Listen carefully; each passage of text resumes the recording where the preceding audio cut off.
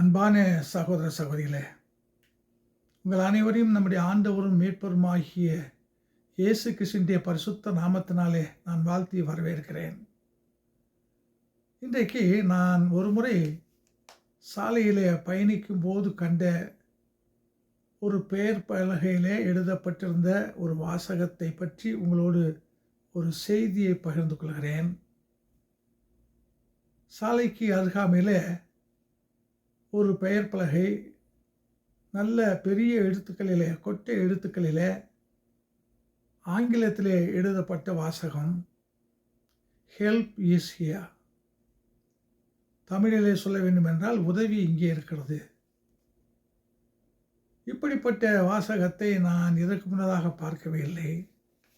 முதல் முறையாக பார்த்தேன். பார்த்தபோது எனக்கு மிக ஆச்சரியமாகவும் மகிழ்ச்சியாகவும் இருந்தது. எனவே இன்றைக்கு இந்த வாசகம், ஹெல்ப் இஸ் ஹியர், உதவி இங்கே இருக்கிறது என்பதை பற்றிய இந்த வாசகத்தின் பேரிலே ஒரு செய்தியை நான் உங்களோடு பகிர்ந்து கொள்கிறேன். அதை நான் 3 தலைப்புகளிலே பகிர்ந்து கொள்கிறேன். முதல் தலைப்பு அர்த்தமுள்ள வாசகம், த மீனிங்ஃபுல் கேப்ஷன். இரண்டாவது தலைப்பு அதிகமாக்கப்பட வேண்டிய வாசகம். We have to increase the caption in many places. மூன்றாவது தலைப்பு அர்ப்பணித்து ஆதரிக்க வேண்டிய நாம். We have to dedicate ourselves and support the needy people. இந்த 3 தலைப்புகள். முதல் தலைப்பாக நான் சொன்னேன் அர்த்தமுள்ள வாசகம். உண்மையாகவே இந்த வாசகம் ஒரே ஒரு வரிதான், ஜஸ்ட் ஒன் சென்டென்ஸ். உதவி எங்கே இருக்கிறது, 3 சின்ன சின்ன வார்த்தைகள். ஆனால் அந்த வார்த்தையை பற்றி நாம் யோசிக்கும்போது எவ்வளவு ஆழமான அர்த்தமுள்ள வார்த்தைகள். நான் யோசித்தேன், சாலையின் ஓரத்திலே இந்த வாசகத்தை ஒரு பெயர் பலகையிலே பெரிய எழுத்துக்களிலே எழுதி எல்லோரும் பார்க்கும்படியாக வைத்திருக்கிறார்களே, அது என்ன நோக்கத்தோடு வைத்திருப்பார்கள் என்று சொல்லி நான் சிந்தித்தேன். எனக்குள் ஏற்பட்ட அந்த யோசனையை நான் இப்போது பகிர்ந்து கொள்கிறேன். உங்களுக்கும் இதை விட அதிகமாக யோசனைகள் வந்தால் அதையே நீங்கள் சேர்த்து கொள்ளும்படியாக அன்போடு கேட்டுக்கொள்கிறேன். நான் இந்த பெயர் பலகையை பார்த்தபோது ஹெல்ப் இஸ் ஹியர், உதவி இங்கே இருக்கிறது,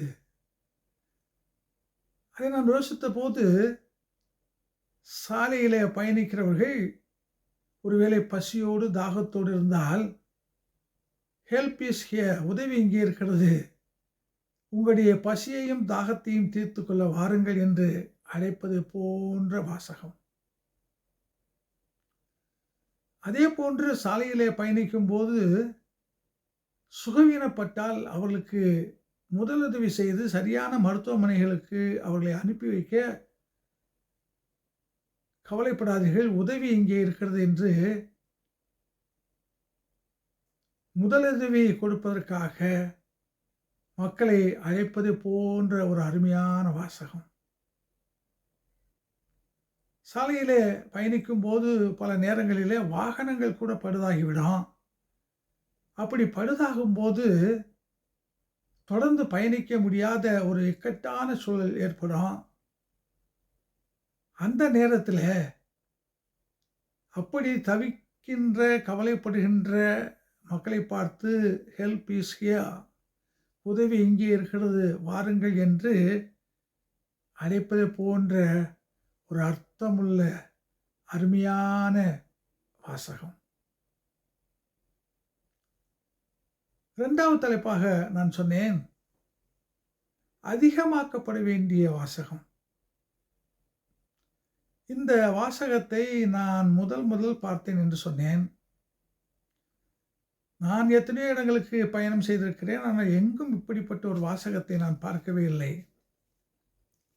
எனவே என்னுடைய மனதுக்குள்ளாக தோன்றின ஒரு சிந்தனை, இந்த வாசகம் ஒரே ஒரு இடத்திலே மட்டும் வைக்கப்பட்டால் போதாது. இந்த உலகத்திலே ஏராளமான சாலைகள் இருக்கின்றன. அதிலே பயணிக்கிற பயனாளிகள் இருக்கிறார்கள். பயணிகள் இருக்கிறார்கள். எனவே அப்படிப்பட்டவர்களுக்கும் தாகம் ஏற்படலாம், பசி ஏற்படலாம், சுகவீனம் ஏற்படலாம், அவருடைய வாகனமும் பழுதாகலாம். எனவே எங்கெங்கெல்லாம் மக்கள் சாலையிலே பயணிக்கிறார்களோ அந்த இடங்களிலெல்லாம் இப்படிப்பட்ட ஒரு வாசகத்தை நாம் வைப்பது நல்லது என்று சொல்லி நான் யோசித்தேன். எனவே இந்த அருமையான அர்த்தமுள்ள வாசகம் ஒரு இடத்திலே மட்டுமல்ல, அது பல இடங்களிலே வைக்கப்பட வேண்டும்.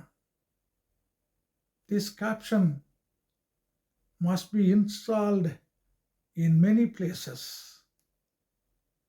அதை குறித்து நீங்களும் நானும் சிந்திக்க வேண்டும். ஏனென்றால் இது ஒரு நல்ல காரியம். இந்த உலகத்திலே நாம் வாழ்கிறோம்.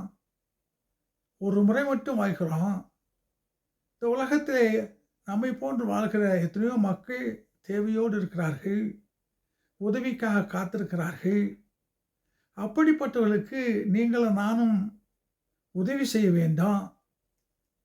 அந்த உதவி செய்வதற்கு இந்த பெயர் பலகை நமக்கு ஒரு இன்ஸ்பிரேஷனாக, நம்மை தூண்டுகின்ற ஒரு செயலாக இது அமைகிறது. எனவே யோசித்து பார்ப்போம். இப்படிப்பட்ட அர்த்தமுள்ள வாசகம் உள்ள அந்த பெயர் பலகைகள் பல இடங்களிலே இருப்பது நல்லது. மூன்றாவதாக நான் சொன்னேன், இந்த வாசகத்தை பற்றி நாம் அறிந்து, இந்த வாசகத்தை பற்றி அறிந்த நாம்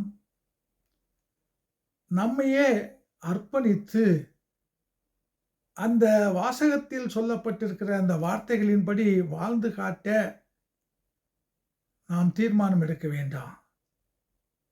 We have to dedicate ourselves in order to support the needy people. அன்பான சகோதர சகோதரிகளே, நீங்களும் நானும் ஆண்டவருடைய பிள்ளைகள். ஆண்டவர் இயேசு கிறிஸ்து இந்த உலகத்தில் வாழ்ந்தவர். அவருடைய திருப்பணி காலம் 3.5 ஆண்டுகள், மிக மிக குறுகிய காலம். அந்த குறுகிய காலத்தில் ஆண்டவர் எண்ணற்ற ஏராளமான நன்மைகளை, உதவிகளை பாரபட்சம் பார்க்காமல் செய்தார் என்பதை நாம் திருமறையிலே படிக்கின்றோம். எனவே அவருடைய பிள்ளைகள் தான் நீங்களும் நானும். எனவே நீங்களும் நானும் நம்முடைய ஆண்டவரை போல தேவையோடு இருக்கிற மக்கள், உதவிக்காக காத்திருக்கிற மக்கள், அப்படிப்பட்டவர்களுக்கு நாம் ஆண்டவரை போல உதவி செய்து அதன் மூலம் நாம் ஆண்டவருடைய பிள்ளைகள் என்பதை இந்த உலகுக்கு சாட்சியாக பறைசாற்றலாம். ஆண்டவர் செய்தார், நல்லது. அதே போன்று நம்மை போன்ற மனிதர்கள் தேவையோடு இருக்கிற மக்களுக்கு எத்தனையோ உதவிகளை அவர்கள் செய்திருக்கிறார்கள். உணவு இல்லாமல் இருந்த மக்களுக்கு, பசியோடு இருந்த மக்களுக்கு உணவை கொடுத்தவர்கள் நம்முடைய வேத புத்தகத்திலே நாம் படிக்கின்றோம். சாரிபாத் ஊர் விதவை. நாம் 1 ராஜாக்கள் புத்தகத்தில் 17ஆம் அதிகாரத்தை படிக்கும்போது அந்த சகோதரி சொல்கிறார், கொஞ்சமாவும் கொஞ்சம் எண்ணெயும் தான் இருக்கிறது. நானும் என் மகனும் சாப்பிடுவதற்கு அதுதான் எங்களுக்கு கடைசி ஆகாரமாக இருக்கும். இதை நான் 2 அடையாக சுடுவதற்கு 2 விறகு குச்சிகளை மட்டும் நான் பொறுக்கிக் கொண்டிருக்கிறேன். என்று சொல்கிறார். இருந்தாலும் எலியா அந்த சகோதரியை பார்த்து சொல்கிறார், எனக்கு முதல் அடையை கொண்டு வா, இருப்பது கொஞ்சமாவும் கொஞ்சம் எண்ணெயும், அதில் 2 அடை மட்டும்தான் சுட முடியும், ஒன்று அந்த சகோதரிக்கு, இன்னொன்று அவருடைய மகனுக்கு. இப்படிப்பட்ட இக்கட்டான நேரத்திலே எலியா தீர்க்கதரிசி முதல் அடையை கேட்கிறார். நான் யோசித்தேன், வேறு யாராக இருந்தாலும் கூட எலியாவை கோபத்தோடு அந்த கோபமான வார்த்தைகளால் ஏசி பேசியிருப்பார். இருப்பது கொஞ்சம் என்று சொல்கிறேன், 2 தான் சுட முடியும் என்று சொல்கிறேன், அதுதான் எங்களுக்கு கடைசி உணவு என்று சொல்கிறேன், அதிலே முதல் அடையை கேட்கிறீரே என்று கோபப்பட்டிருக்கலாம். ஆனால் அந்த சகோதரி எலியா சொன்னபடியே செய்தார். இக்கட்டான நேரம். அந்த சகோதரி தன்னை போன்று இந்த முதல் அடையை கேட்கின்ற எலியாவும் பசியோடு இருப்பார் போல் இருக்கிறது என்று பகிர்ந்து கொடுக்கின்ற, பசியோடு இருக்கிற அந்த எலியாவுக்கு உணவு கொடுத்த அந்த சகோதரி, உதவி செய்த சகோதரி. நாம் புதிய ஏற்பாட்டை படிக்கும்போது யோவான் நற்செய்தி நூலில் நாம் படிக்கின்றோம். 6ஆம் அதிகாரம் 9ஆம் வசனத்தை படிப்போம் என்றால், ஒரு சின்ன பையன் அங்கே சிறுவன் என்று எழுதப்பட்டிருக்கிறது. அவன் தன்னுடைய தாய் கொடுத்த அந்த உணவை ஒருவேளை ஆண்டவருடைய போதனையை கேட்பதற்காக வந்திருக்கலாம். ஆனால் வந்த நேரத்தில் அங்கே என்ன நடக்கிறது? திரளான மக்கள் இருக்கிறார்கள், ஆயிரக்கணக்கான மக்கள். ஆனால் அவர்களுக்கு உணவு இல்லை, வாங்குவதற்கு பணம் இல்லை. பணம் இருந்தாலும் உணவு விற்கக்கூடிய கடைகள் இல்லை, வனாந்தரமான இடம். இப்படிப்பட்ட இக்கட்டான நேரத்தில் அந்த சின்ன பையன், இது எனக்கு உரியது, என் தாய் எனக்கு கொடுத்தது, ஆகவே நான் தான் சாப்பிடுவேன் என்று சொல்லி அவன் சாப்பிட விரும்பவில்லை.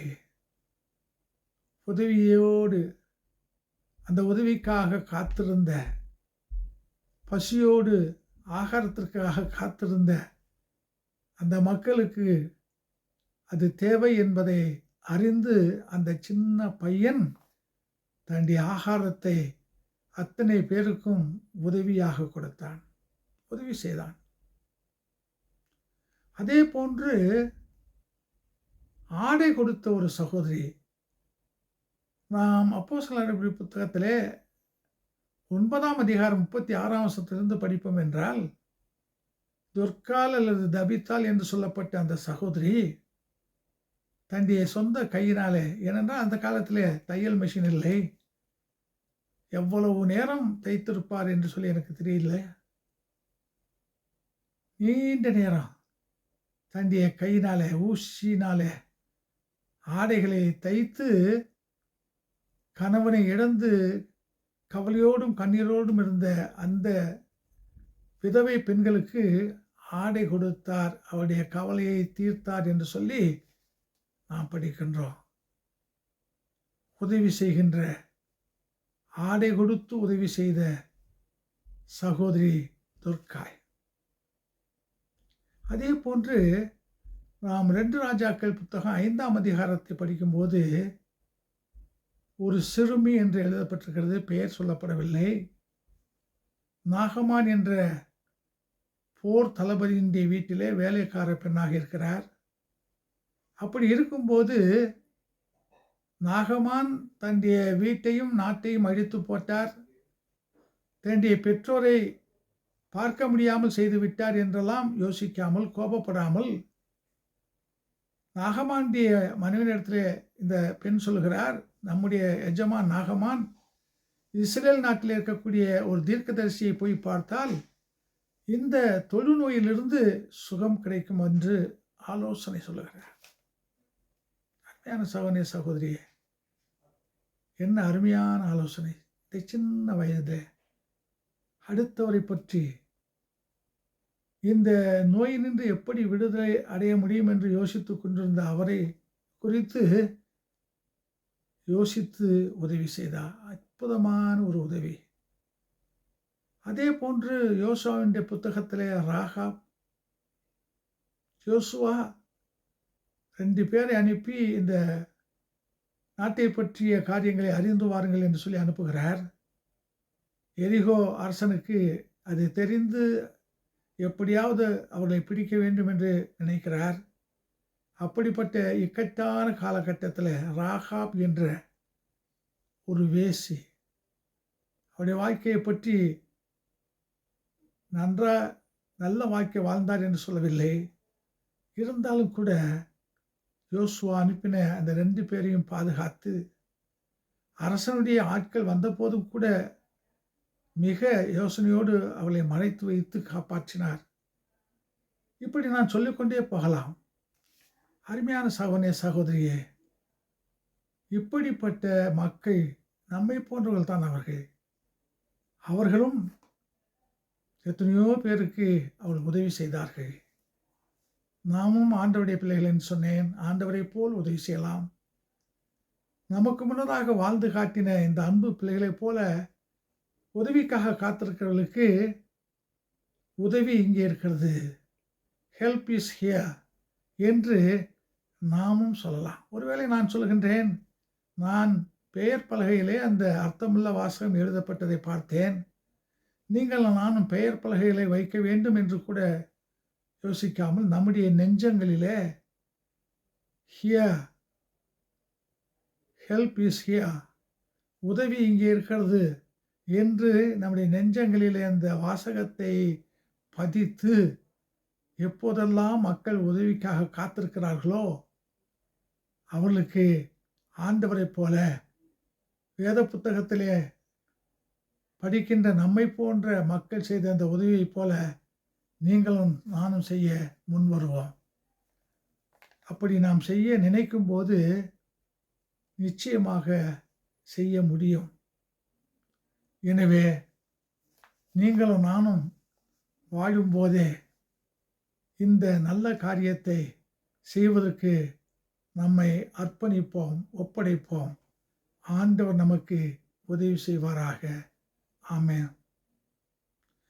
உதவி செய்வோம், நாம் உதவி செய்வோம், உதவி செய்வோம், நாம் உதவி செய்வோம், உயிருள்ள வரைக்கும் உதவி செய்வோம், உதவி செய்வோம், நாம் உதவி செய்வோம், உயிருள்ள வரைக்கும் உதவி செய்வோம், வறுமையில் இருப்போர்க்கு உதவி செய்வோம், வறுமையில் இருப்போர்க்கு உதவி செய்வோம்,